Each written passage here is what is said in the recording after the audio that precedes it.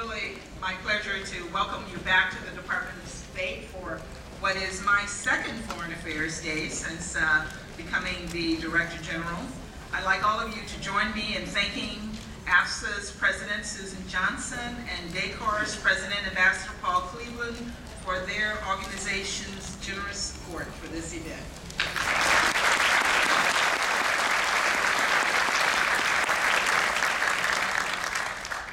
Much has happened since we met last year.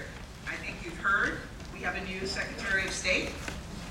You will be hearing from Secretary Kerry later in the morning, but I want to say how fortunate we are here at the department that he agreed to serve as Secretary of State at this time in our nation's history. Having grown up in a Foreign Service family and served as Chairman of the Senate Foreign Relations Committee, the Secretary understands extremely well the importance of global leadership. As he stated in his confirmation hearing, and I quote, "Global leadership is a strategic imperative for America, not a favor we do for other countries.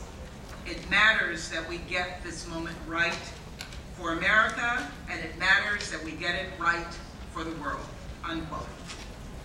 Under Secretary Kerry's leadership, our civil service and foreign service employees, political appointees, family members, locally employed staff, re-employed annuitants like many of you in the room, and contractors will continue to work together as a family in order to fulfill our mission of making America a safer and more secure place. As you can imagine, this continues to be a difficult time for the State Department family as we grieve the loss of our colleagues killed in terrorist attacks in Afghanistan and Libya. We remain focused on those also who were injured during those attacks, as well as their family members. We take comfort in the fact that these men and women found fulfillment in their work and leave for us a legacy of service, and we are inspired all the more to carry on our mission and fill the lives of others with hope. In HR, my colleagues and I are working to strengthen our diplomacy through the department's greatest resource, and that's our people. The State Department benefits from a diverse workforce comprised of career foreign service and civil service employees, as well as political appointees who bring experience and skills from their work in the private and non-governmental sectors. We recognize that both the civil service and foreign service contribute equally to our missions, and they both bring unique and complementary expertise and talent to our national security efforts. Under the Diplomacy 3.0 hiring initiative, we increased our foreign service positions by 21% and our civil service positions by 9% between 2009 and 2012. This has presented us with some significant workforce challenges. 1/3 of our staff have only 5 years of service. 2/3 of our staff only 10 years. We are now focused on ensuring that the men and women of the department get all the mentoring, career development, and leadership that they need to succeed in their jobs. And that is something that we also turn to you for. Although you're not in the department on a daily basis, I know that many of our young officers turn to you for mentoring, and I'd like to thank you for your efforts. Also, in recognition of the changing needs and expectations of our employees and their families, we continue to focus on workforce flexibility, because without proper support for families, key initiatives will be at risk. Therefore, we continue to look for job opportunities for spouses and are working hard to expand the use of telework, flex time, and other workforce innovations so that our employees can achieve a better work-life balance. I'm also pleased to report that in December, we held a ribbon-cutting ceremony to celebrate the official opening of the HR Service Center's new building in Charleston, and thus far we've received very positive feedback from all of our customers. Since its inception in July of 2011, the center has resolved over 1,400 cases for annuitants. For foreign service retirees, the Charleston Service Center is your primary point of contact. And while civil service retirees are primarily supported by the Office of Personnel Management, the Service Center is always happy to provide you with general information that doesn't require access to your individual retirement records. The HR Service Center email is very easy to remember, hrsc@state.gov, and they do respond. As for me, I've been doing a lot of recruiting this year. In fact, one article described me as the chief recruiter for the State Department. I like that. I've not only gone to colleges, but I've also visited high schools in reference to a September 6th panel that we held that encouraged us to start recruiting at a much earlier age. On recent trips to Texas and Georgia, I met a number of retirees who are continuing to advocate for the State Department and to support our recruitment efforts. I encourage all of you to consider helping us with recruitment. In fact, I urge you to help us with recruitment. We need your help because you're in those communities where sometimes we're not, and you can provide the kinds of information and experiences to people who are interested in the Foreign Service that I think will really be enticing to them. We have a lot of up-to-date information on internships and job opportunities on our award-winning website, so you should encourage them to go on to careers.state.gov. And for those who are really aspiring Foreign Service candidates with smartphones, we now offer DOS Careers, DOS Careers, a new mobile app that they can find at the Apple Store or Google Play. They can even test themselves with the kinds of questions that are on the Foreign Service test. I have to admit that all of these new technologies have been somewhat challenging to me, not being a very tech-savvy person, but this is very attractive to young people who are coming into the service. And we've gotten almost 10,000 hits already on DOS Careers, and we only just launched it about a month ago. Now let me turn to your schedule for today, and it is a very ambitious schedule. Our program will start out with remarks by Deputy Secretary Burns. They will be followed by the presentation of the Decor Foreign Service Cup by Ambassador Cleveland. Undersecretary Pat Kennedy will then speak to you about management issues. He will be followed by Undersecretary Wendy Sherman, Undersecretary for Political Affairs. And finally, our keynote speaker of the day, Secretary Kerry, will deliver the Foreign Service Day keynote address and will speak at the AFSA plaque ceremony that will follow in the C Street lobby. Due to space limitations, please remain in this room during the plaque ceremony. It will be broadcast on the big screen here. Following the plaque ceremony, you will have a short break before the first seminar sessions begin at 11:15. So we do have a very busy morning. I will look forward to greeting and meeting all of you throughout the morning, and I thank you all again for coming today.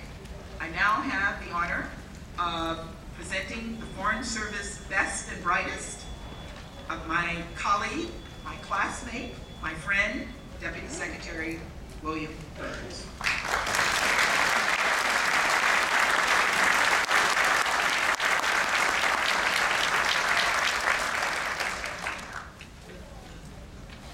Good morning, everyone. I truly am honored to join Linda this morning to welcome all of you back to the department that you've done so much to shape, to welcome all of you home.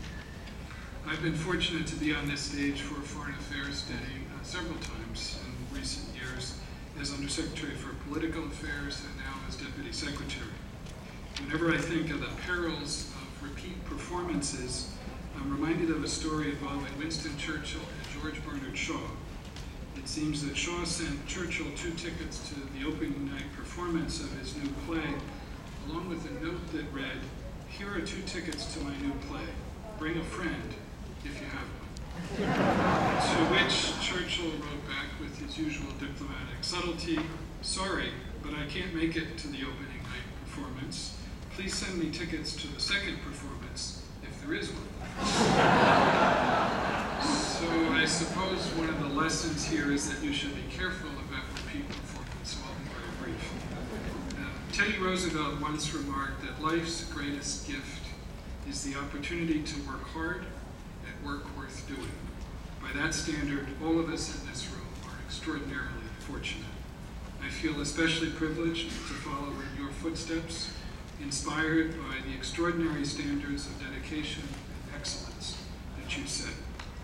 I hardly need to remind any of you that the world in which we serve can be pretty daunting sometimes. That's true of any era in American diplomacy, although in our own self-absorbed way today, we can convince ourselves that we are uniquely pressured and uniquely challenged. But whenever I feel sorry for myself, whenever I feel tempted to curl up in the fetal position in some corner of the 7th floor, I simply recall the courage, the skill, the grit, and the good humor with which so many of you dealt with so many difficult moments. I've learned so much from so many of you about what it means to be a professional diplomat, about integrity and grace, about the kind of stubborn, clear-eyed vision that has always animated American diplomacy at its best. This day is about all of you and about honoring your service. But don't underestimate how much it means to all of us, still in the arena, still learning from your example, still trying to live up to the standards you've set. And I have to admit, it is a pretty complicated arena at home and abroad. We serve in a world that scarcely resembles the late Cold War era in which I joined the State Department 31 years ago. It is a world in which power is more diffuse and measured in more ways. It is a world in which there are more players, inside government and outside government, in which information moves faster and in greater volume than ever before. It is a world in which the connection between domestic renewal and America's strength abroad is more important than ever. Millions of American jobs depend directly on open markets and expanding exports overseas. Our physical security depends on reducing nuclear weapons and preventing their proliferation. It depends on cooperation with other countries to combat terrorists and ease the economic troubles and unresolved conflicts in which violent extremists feed. It depends on supporting economic openness, rule of law, and democratic freedoms wherever we can, recognizing the limits of our influence, but acknowledging also that stability is not a static phenomenon, and that societies which do not keep pace with the thirst of their citizens for human dignity and universal rights will become brittle and break. And it depends on doing all we can to advance a wider agenda of better global health, better prospects for food and water security, and better possibilities for dealing effectively with climate and energy challenges. The world in which we work is one in which other people and other societies will always have their own realities, not always hospitable to ours. That does not mean that we have to accept those perspectives or agree with them or indulge them. But as all of you know, as well as I do, it does mean that understanding them is the starting point for sensible foreign policy. It is a world in which a little modesty and the pursuit of American interests is often a good thing, and in which there is still no substitute for setting careful priorities and connecting ends to means. It is a world in which the power of our example and our generosity of spirit matter more than the power of our preaching. It is a world in which partnerships, alliances, and coalitions demand careful tending, and in which tough-minded engagement of our adversaries is a mark of strength and confidence, not weakness. It is still a world in which American leadership, a capacity unique among major powers to mobilize others, should serve as a catalyst for making common cause and taking on the planet's biggest challenges. And it is still a world in which there is no substitute for finding exceptional American men and women with a facility for languages and for understanding and navigating foreign societies, with a deep devotion to our country and its best interests, with curiosity and adaptability to join the State Department family. I have in mind people like Ambassador Al Larson, Ambassador Bob Pearson, and Janice Clements, all of whom are richly deserving of the recognition they are receiving today.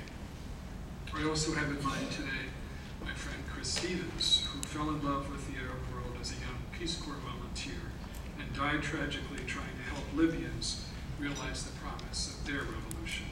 I think of Anne Smedinghoff, whose memory we honored in a moving ceremony with her family in this room yesterday.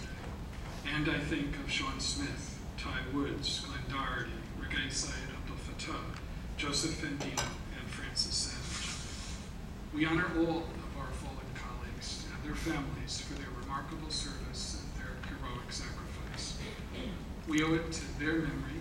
We owe it to your dedicated service. We owe it to the generations of American diplomats who will follow us to work hard at work well worth doing, to do our very best, day in and day out, to help America ensure its prosperity and security in an endlessly changing world, to stay in the arena, to pick ourselves up after setbacks, to fight for America's interests across the globe, and to demonstrate through our service that American diplomacy can make a great and enduring difference. Once again, thank you very much for your service. Thank you for the remarkable example you set for those of us who have followed. Welcome home and enjoy the rest of it.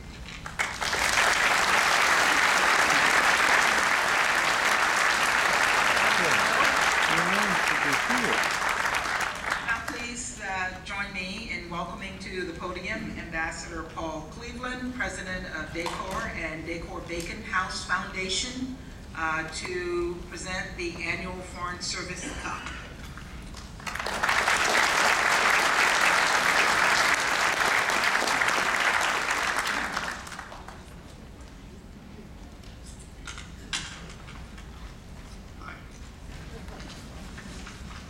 Thank you, Linda.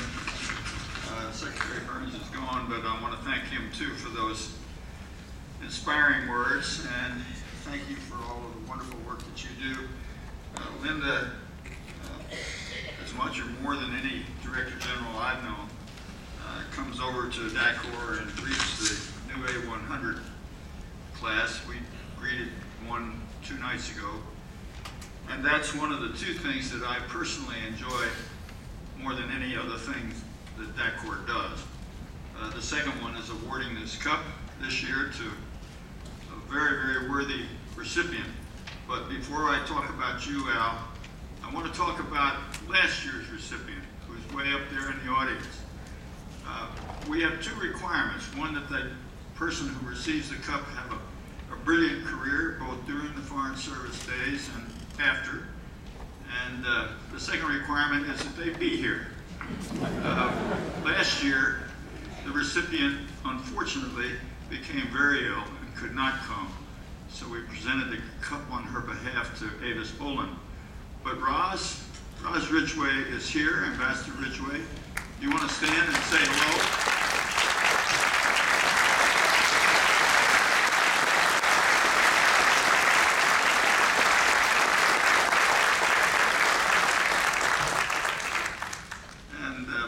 And thank you, Roz, personally.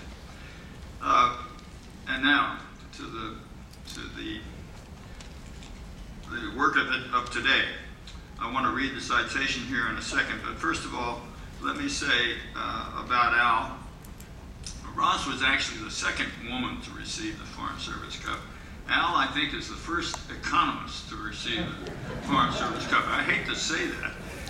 We should have recognized economists long before this, but I guess, it's kind of doleful science in any event. Dismal, yes. I started out as an economist and became a political military officer. But I did run across Al's path on a couple of occasions during my own career. First in Paris, we had a delightful dinner together, and I remember him as being extraordinarily sensible and pleasant, and that's about all I remember. And then later on, I served in the Economic Bureau. I was brought back from the Defense University to start up a larger edition of the Office of Business Coordination, Business Affairs, and Al was a great supporter of that. Larry Eagleberger and Al and Jane Sparrow, and then there was one other person in there who was my immediate boss who didn't really want me there at all, but Al won out. So thank you, Al, for that. I really appreciate it. He was an outstanding leader when I knew him, and he has been an outstanding leader throughout his career. He was involved in so many important things. The Doha round, started up part of the startup to the Millennium Challenge Fund, and any number of other things that are equally or more important than that. So Al, we thank you for all of that wonderful service, contribution to American economic foreign policy. Let me read the citation, and then maybe you can come up here and I'll read it so you can be sure to hear it.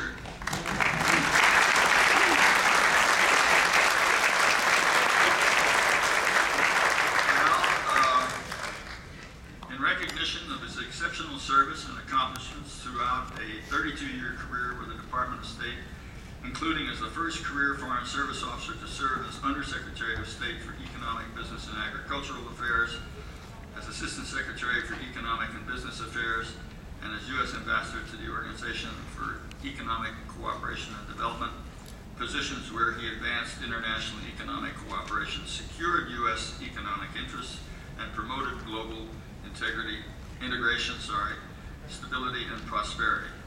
In consideration of his continuing contributions to U.S. foreign policy after his retirement from the Foreign Service as Chairman of Transparency International, a most important non-government organization, as a distinguished fellow at the Council of Competitiveness, on the Board of Bread for the World, as a member of the State Department's Advisory Committee on International Economic Policy and the American Academy of Diplomacy, as co-chair of private sector advisory panels on bilateral investment treaties and corporate social responsibility guidelines, through congressional testimony and public writing on international economic issues, and further for his efforts at Tellington and Burling and on the Board of Governors, Counselors at McClarty Associates to provide advice to the private sector on a range of issues related to international business, foreign relations, and public policy. I don't see how he has time to do anything else, even breathe. Anyhow, DACOR has concluded after all of that Alan P. Larson fully merits award of the Foreign Service Cup for 2013.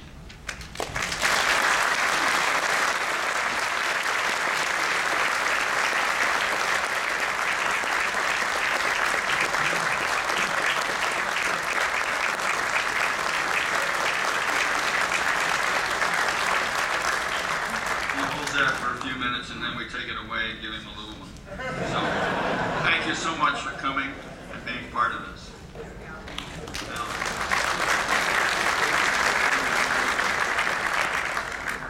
Ambassador Cleveland and everyone associated with DACOR, thank you very, very much. It's a deep honor and I'm very humbled by this. Secretary Kennedy, Ambassador Ridgway, and Director General, and fellow diplomats, retired and active. You know, I retired from the diplomatic service 8 years ago, but this building still is home, you still are family, and the pursuit of economic and business cooperation around the world still is my passion. I've been able in recent years to see our compatriots at work in Europe and Japan, in China and Indonesia, in Mexico and Colombia, in Morocco and South Sudan, in India, Pakistan, and Russia. And I say, I really couldn't be prouder of the people who are continuing the traditions that you have established. I think that we can be confident that the role of the State Department has never been more important, whether it's in the pursuit of peace around the world and helping people around the world realize their dreams and aspirations, or in defending the security and safety of the United States of America. As Paul mentioned, my time in the diplomatic service really focused on economics and business. I had the privilege of helping create international organizations and sustain them, of helping to create new development organizations and to get them off and running, of negotiating aviation agreements, investment treaties, trade agreements, and even anti-corruption agreements. We were able to establish patterns of deeper cooperation with some of our most trusted friends and allies, but also with some potential adversaries.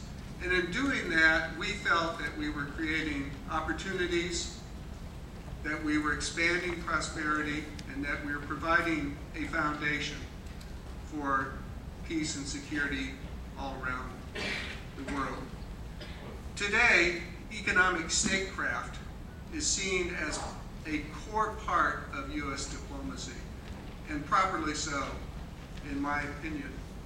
And so it's, in accepting this, this year's Foreign Service Cup, I do so with great humility, great thanks, with a strong feeling of indebtedness to all of our colleagues who've gone before and provided examples that have inspired us in our own careers, and with a strong sense of welcoming the next generation of American diplomats who are going to confront new challenges, but I think carry forward the proud and grand traditions that we've been lucky enough to be a part of.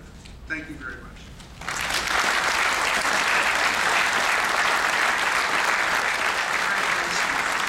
Now it gives me great honor to call to the podium Undersecretary for Management, Pat. Oh, there you are, Pat. I was scared for a moment you weren't here.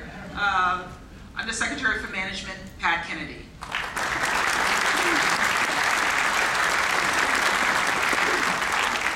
Thank you very much, Linda, and welcome everyone to Foreign Affairs Day 2013.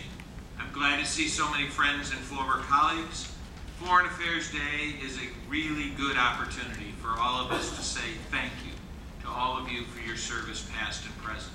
Today, you're going to be hearing about the department's current priorities and initiatives, and I'm pleased to provide a brief overview and update from a management perspective, and look forward to taking some questions at the end. Let me start with a few highlights and then talk about security and sequestration. Since last year, consistent with recommendations from the Quadrennial Diplomacy and Development Review, I've split the Bureau of Resource Management into two pieces: a bureau that devoted to budget and planning, and a separate one devoted to the Comptroller's Office and Financial Services, in order to focus on both financial management and planning, and then on budgeting and performance. And that includes a new retirement pay system that's been implemented, and I hope that all of you didn't even notice it, but as an example, we want to make sure that you do get what you deserve. The department has also acquired, after almost 20 years of searching, the Navy property just across 23rd Street, the so-called Navy Hill. As part of our long-term effort to consolidate all of our facilities in Foggy Bottom, the Bureau of Consular Affairs will shortly consolidate from multiple buildings all over town into a building just up the street that was formerly occupied by the World Bank. And the United States Diplomacy Center, to be located on the 21st Street side of this building, was officially launched. I hope that all of you can be supportive, in a financial way as well, of the great effort many of your retired colleagues have undertaken to make this vision a reality. Through the diligent efforts, again, of the Bureau of Consular Affairs, the department has met the President's executive order goals of increasing visitor visa processing capacity in China and Brazil. We lowered interview waiting times by more than 90% for all non-immigrant visa applicants to 3 weeks or less. I'm tremendously proud of the work that CA has done to achieve these goals by increasing staff, expanding facilities and hours, and streamlining the visa process. Janice Jacobs and her colleagues can tell you more about CA's significant successes during the breakout session later. It was a particularly challenging year for the department because we faced more and more security challenges around the world. Today's AFSA plaque ceremony will add 8 more names to the wall, including 6 colleagues who died this past year in Libya and Afghanistan.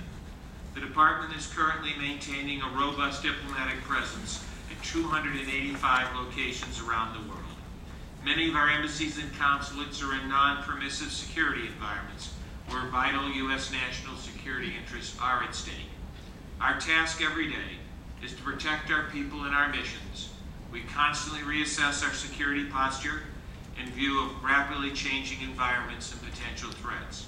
But despite all that we can do, we know that we can only mitigate the risks that we face overseas. We cannot end them. The work we do overseas is inherently dangerous. Our security program essentially depends on 2 elements. First, building new facilities and better securing our existing ones which is a program carried out by the Bureau of Overseas Buildings Operations, and the second, the security programs implemented by the Bureau of Diplomatic Security. Since 1999, OBO has completed 97 new, secure and safe and functional diplomatic facilities, which provide a safe and secure work environment for over 27,000. And those facilities were severely challenged on 9/11 and the immediate days afterwards with significant attacks on our compounds in Tunis and Khartoum and Sana'a, and they all held. Replacement of the most vulnerable facilities is an ongoing effort. OBO has additional 37 projects in design and construction.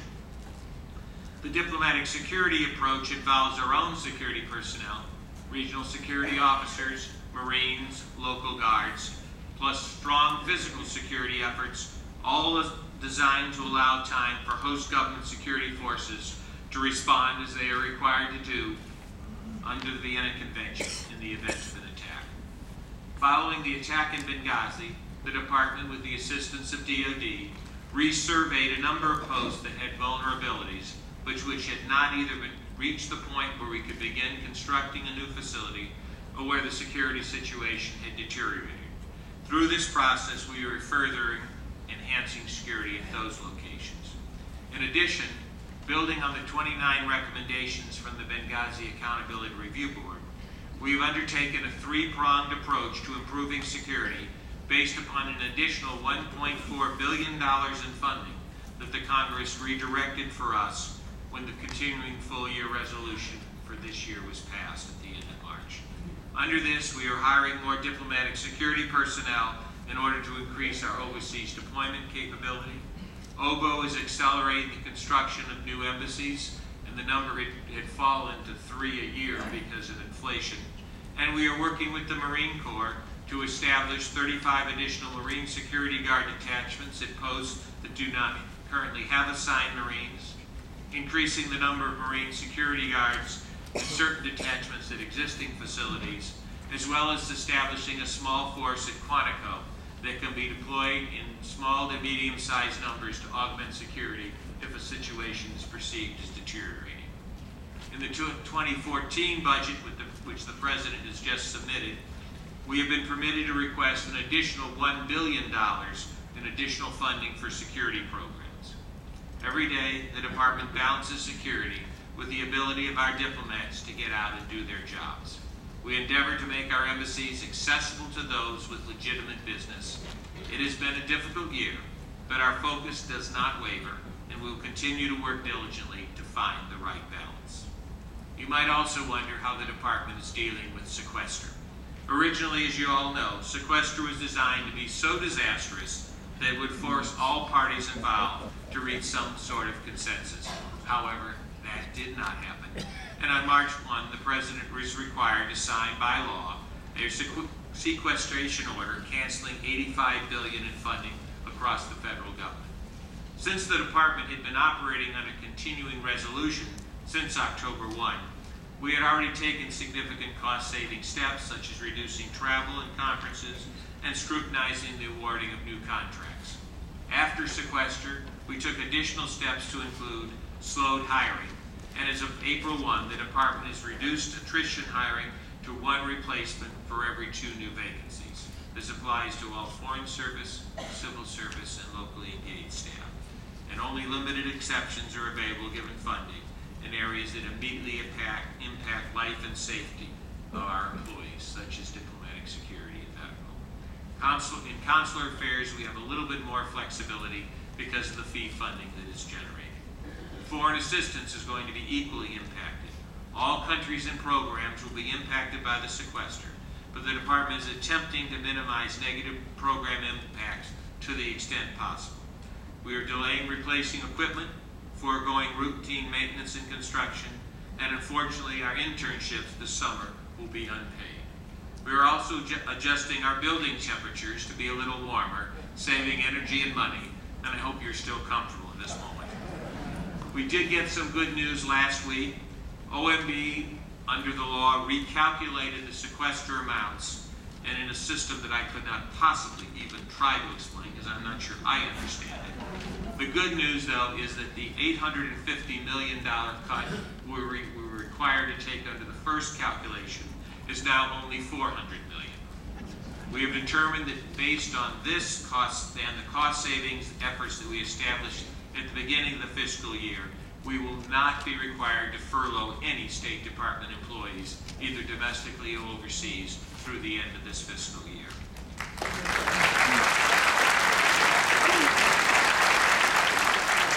However, we are still operating with almost $400 million in reduction to our operating accounts. And so the sequester is going to continue to impair our ability to execute our vital missions of national security and diplomacy. We will continue our cost-saving methods such as reduced travel, reduced hiring, and monitoring contract spending. And I'm probably going to make the temperature a little warmer, but not today. Thank you all very much. Welcome home.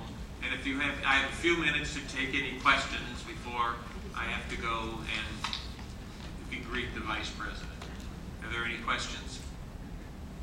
Silence falls over the room. Way in the back, sir. My old eyes can't quite reach there.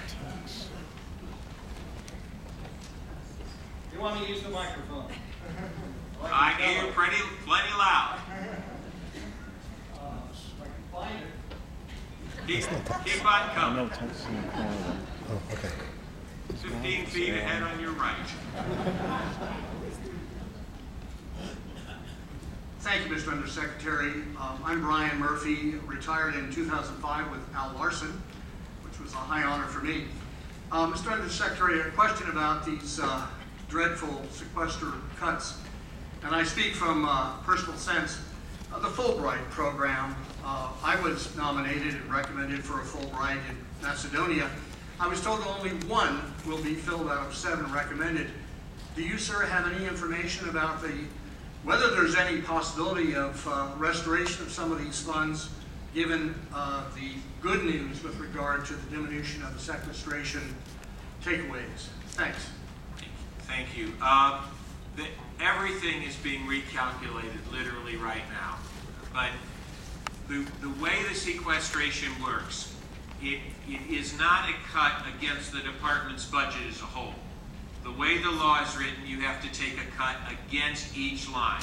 So you have to cut security, you have to cut salaries, you have to cut operations, you have to cut cultural exchanges, you have to cut information programs. It's a line-by-line cut.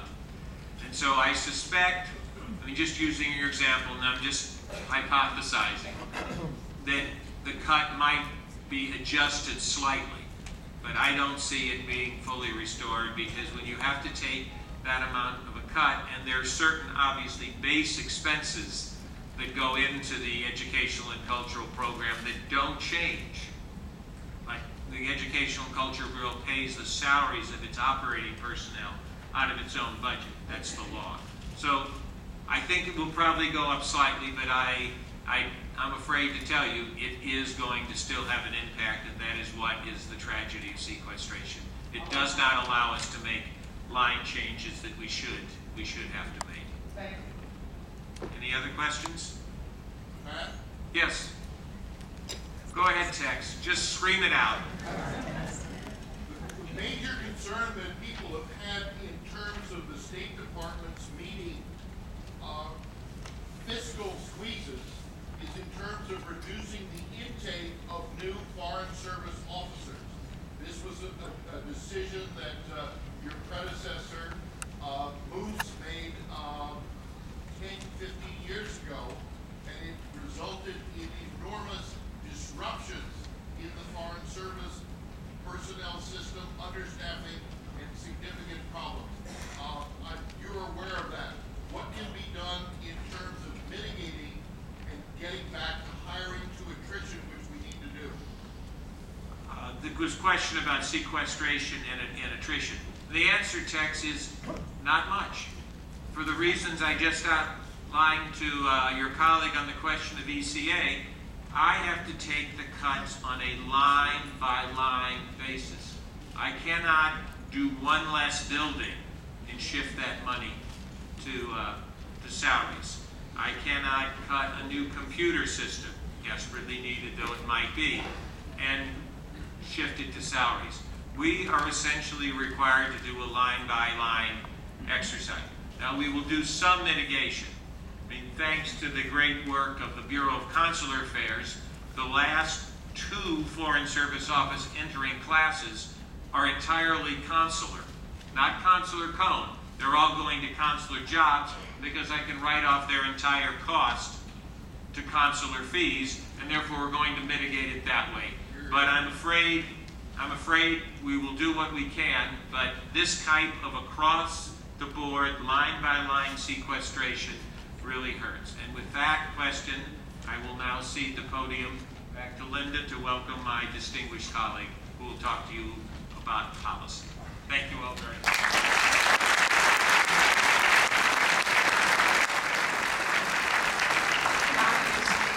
Great pleasure to welcome to the podium Undersecretary for Political Affairs, Wendy Sherman.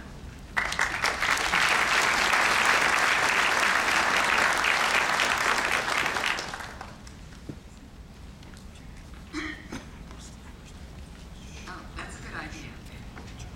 I'm not as tall as Linda and good morning. It is just terrific to have you all here, and as I look out, I see faces of old friends. I am very grateful, Linda, for your inviting me to chat for a few minutes with folks today, and I'm only going to make a few short moments of remarks and then be open to questions that you all might have. It's really a privilege to be here, and I'm not a Foreign Service officer. I'm a political appointee, as I think most of you know, but this is my 4th Secretary of State. So I've been in and around the Department of State on and off for many years, back in the Clinton administration as Assistant Secretary for Legislative Affairs for Warren Christopher, as Counselor and Special Advisor to the President of North Korea for Madeleine Albright. Then I was the Undersecretary for Political Affairs for Secretary Clinton, and now I'm honored to continue as the Undersecretary for Secretary Kerry. I want to take one moment before I get in my remarks to not only congratulate the people who are getting awards today, emblematic of the tremendous service of the Foreign Service and the Civil Service, but I want to make a special tribute to the families and friends and colleagues of those who, having served, made the ultimate sacrifice for that service. We had an incredibly meaningful memorial service yesterday for Anne Smedinghoff, but today we will recognize later on, unfortunately, several people who made that ultimate sacrifice. We all, who are part of the State Department family, join with those families and friends and colleagues in mourning the loss of those who served and sacrificed so our nation and the world could be more secure and more prosperous. And so I know you all join me in those sentiments. We are here today to celebrate that work and the work that you all have done over your careers and are recognizing today by coming back to the department and talking about service, policy, where we're headed, giving us an opportunity and my colleagues an opportunity not only to tell you what we think is going on, but more importantly, quite frankly, to get your feedback and your ideas and use your experience and your brain power to test what we are doing and what we are thinking about. So thank you for that. I am an incredible devotee of the expertise in this building and in our posts around the world. When I first came to the Department of State to be the Assistant Secretary for Legislative Affairs 21 years ago, which is daunting in and of itself, I wanted a personal assistant who knew this building and who knew this system, because I knew nothing. And so I want to pay tribute today as well to my personal assistant, Margot Morris, who was a Foreign Service secretary. It came down to Margot and to a phenomenal civil servant. Margot was very serious, very professional, very terrific. And then I asked her, do you ever laugh? Because H, as you all know, is a very stressful job. You can neither satisfy the building nor satisfy Congress. So you're always stuck in the middle with everybody unhappy with you. And she let out the most phenomenal laugh. Those of you who know her know that laugh. And so I hired her, and I am honored to say that when I left the department to go to the private sector, Margot came with me.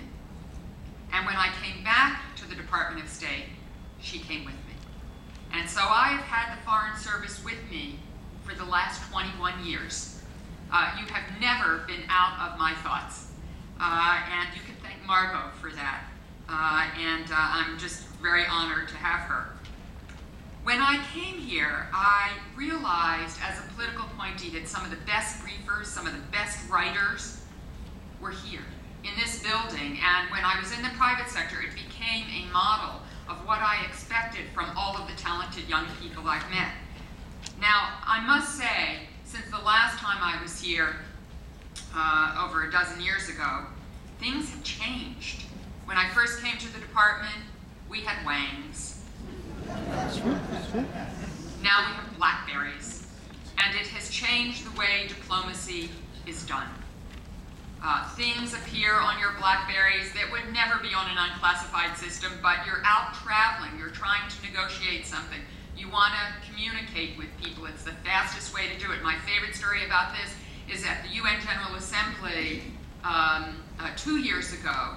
Secretary Clinton was at the EU, it was then EU 27 meeting, where all the foreign ministers were arrayed along a long table. She was on one side of the table, Cathy Ashton was on the other side of the table, the High Representative for the European Union. They were trying to, during that UN General Assembly, negotiate a quartet statement for Middle East peace. And so they sat there as they were having the meeting with their blackberries, transferring language back and forth between them and between their aides to multitask in quite a new fashion to have the meeting and at the same time be working on the quartet statement. Economics were not the central player that they are now. There is nothing we do now where we don't think about economic development and economic statecraft. It has always been thus to some level, but nothing like it is now. So whether it is, I see David Pierce sitting here, Afghanistan, and the Istanbul process, the Heart of Asia process, to make sure there's regional integration and economic development to make Afghanistan's better security and potential for peace more sustainable. Or I see Jim Jeffries here talking about where we're headed in Iraq or Turkey. It's all about economic development. Women. I'm glad to see a lot of women here today. When I was the special advisor to the President and Secretary of State on North Korea, I would lead the US delegation to meet with Korea and Japan, and I would be the only woman in the room. Now, the Republic of Korea's Foreign Service is 40% women in a dozen years. Tremendous change. Can't say Japan's quite kept up with that, but making progress. And women are central to everything that we do in policy terms because we can't leave half of anybody's population behind. The challenges are too great, the resources too slim. Religion. When I worked for Secretary Albright, she asked me to call together a meeting in this building to talk about Islam. We didn't talk about religion in those days. Ramadan did not appear on the Secretary of State's schedule, block schedule. When I called the first meeting, NEA showed up. This was at a time when we were dealing with Bosnia, and if I recall, that was about protecting the rights of Muslims in Bosnia. So I then said everybody had to show up. Everybody showed up. A very august ambassador, who I will not name, sat in the meeting and said to me, well, you know, it's quite hard deal with this because Muslims have to pray 5 times a day, and it really disturbs the work schedule.